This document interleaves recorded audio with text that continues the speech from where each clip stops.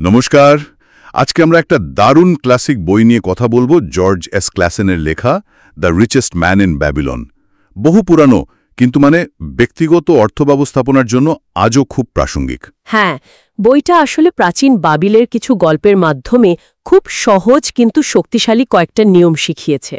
ঠিক, আর আমরা আজ ফোকাস করব আরকাদের গল্পের ওপর, যিনি ব্যাবিলনের সবচেয়ে ধনী মানুষ হয়েছিলেন। বোঝার চেষ্টা করব কিভাবে উনি সেটা করলেন। হ্যাঁ, আমাদের উদ্দেশ্য হল ওই যাকে বলে একটি শূন্য থলি পূরণের 7টি প্রতিকার আর স্বর্ণের 5টি নিয়ম, এই দুটো সেটের যে মূল নীতিগুলো সেগুলো খতিয়ে দেখা আর দেখব যে এই প্রাচীন জ্ঞান আজকের দিনে কতটা কাজের। দারুণ। তাহলে আসুন শুরু করা যাক ওই শূন্যথলি পূরণের 7টি প্রতিকার দিয়ে। প্রথমটাই তো বেশ খুব সোজাসাপটা, আয়ের কমপক্ষে 10 ভাগ জমাও। স্টার্ট দাই পার্স টু ফ্যাটেনিং। একদম। এটাকে তো আজকালকার ভাষায় বলে পে ইয়োরসেলফ ফার্স্ট, রোজগারের টাকা হাতে এলেই আগে নিজের জন্য একটা অংশ সরিয়ে রাখা। ঠিক, এটা কিন্তু ভাবনার দিক থেকেও গুরুত্বপূর্ণ, তাই না?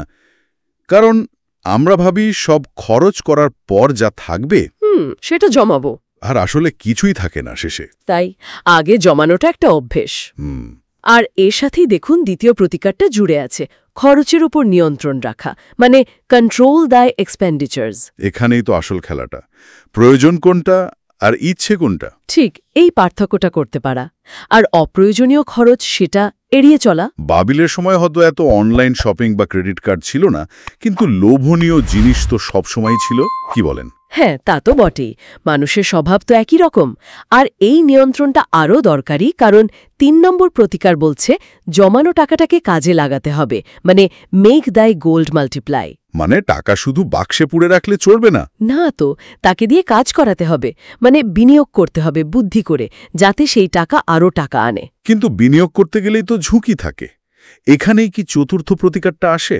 একদম ঠিক পয়েন্ট। চতুর্থ প্রতিকার হল নিজের মূলধনকে ক্ষতির হাত থেকে বাঁচানো, গার্ড দাই ট্রেজার্স ফ্রম লস। আর এখানেই বলা হয়েছে অভিজ্ঞদের পরামর্শ নিতে। ফট করে বড়লোক হওয়ার চক্করে? হ্যাঁ, ওইসব স্কিম থেকে দূরে থাকা। না জেনে না বুঝে কোথাও টাকা ঢেলে দিলে আসলটাই চলে যেতে পারে। দেখুন, সম্পদ বাড়ানোর আগে সেটাকে রক্ষা করাটা বেশি জরুরি। আচ্ছা, তার স্টেপ বাই স্টেপ, প্রথমে জমানো, তারপর খরচ নিয়ন্ত্রণ, তারপর বৃদ্ধি করা, আর সঙ্গে সঙ্গে সেটাকে রক্ষা করা। বাকিগুলো একটু ছুঁয়ে যাই, যেমন পঞ্চম প্রতিকার, নিজের বাড়িকে লাভজনক সম্পদে পরিণত করা। হ্যাঁ, এর হতে পারে নিজের বাড়ির মালিক হওয়া, যাতে ভাড়ার টাকাটা বাঁচে, বা দীর্ঘমেয়াদে একটা অ্যাসেট তৈরি হয়, অথবা বাড়িটাকে এমনভাবে ব্যবহার করা যাতে কিছু আয় হয়। বুঝেছি। আর ষষ্ঠটা হলো ভবিষ্যতের আয়ের চিন্তা করা, রিটায়ারমেন্ট বা ওই জাতীয় কিছু। হ্যাঁ, ভবিষ্যতের জন্য পরিকল্পনা করা, যাতে একটা বয়সের পর বা কাজ না থাকলেও আয়টা বন্ধ না হয়ে যায়। আর শেষটা সপ্তম প্রতিকারটা আমার খুব পছন্দের, নিজের উপার্জনের ক্ষমতা বাড়ানো। নিজের স্কিল বাড়ানো, জ্ঞান অর্জন করা।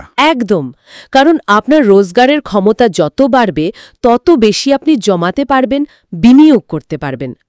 দেখুন, সবগুলো কিন্তু একটার সাথে আরেকটা জুড়ে আছে। সত্যি তাই, একটা সম্পূর্ণ সিস্টেম। এবার আসি স্বর্ণের 5টি নিয়মের দিকে।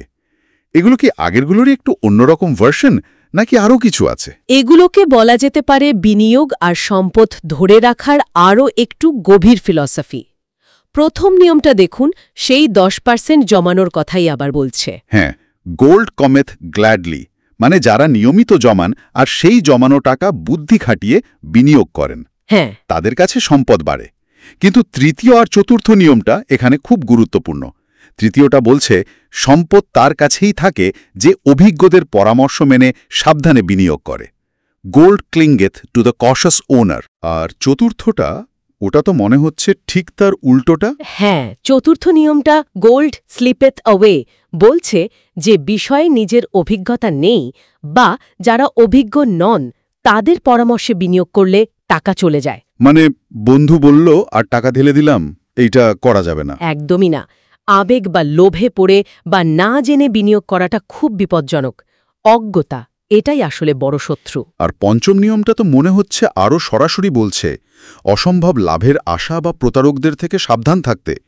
Gold fleets the man. ঠিক, যারা আপনাকে রাতারাতি বড়লোক হওয়ার স্বপ্ন দেখাবে বা খুব অবাস্তব রিটার্নের লোভ দেখাবে তাদের থেকে দূরে থাকতে হবে, কারণ এই ফাঁদে পা দিলেই জমানো টাকাটাও চলে যায়। তাহলে যদি পুরো বিষয়টাকে এক জায়গায় আনি, মানে এই যে 7টা প্রতিকার আর 5টা নিয়ম, এগুলো আসলে কয়েকটা খুব সাধারণ কিন্তু শাশ্বত নীতির ওপর দাঁড়িয়ে আছে।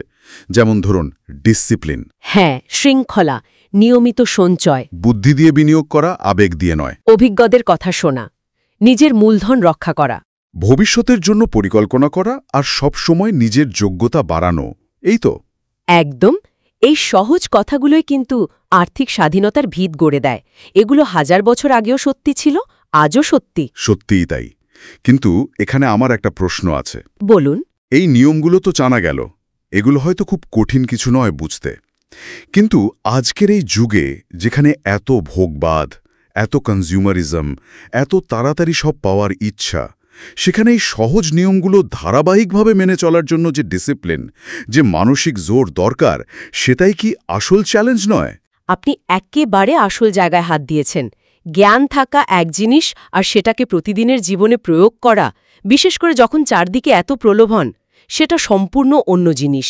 হয়তো সমস্যাটা জ্ঞানের অভাব ততটা নয়, যতটা প্রয়োগের ইচ্ছাশক্তি বা শৃঙ্খলার অভাব। কেন এত মানুষ সব জেনেও আর্থিক সমস্যায় জর্জরিত থাকে, এটা সত্যিই ভাবার বিষয়। জ্ঞান বনাম প্রয়োগ, লড়াইটা কোথায়, এটা নিয়ে হয়তো আমাদের সবার একবার ভাবা উচিত।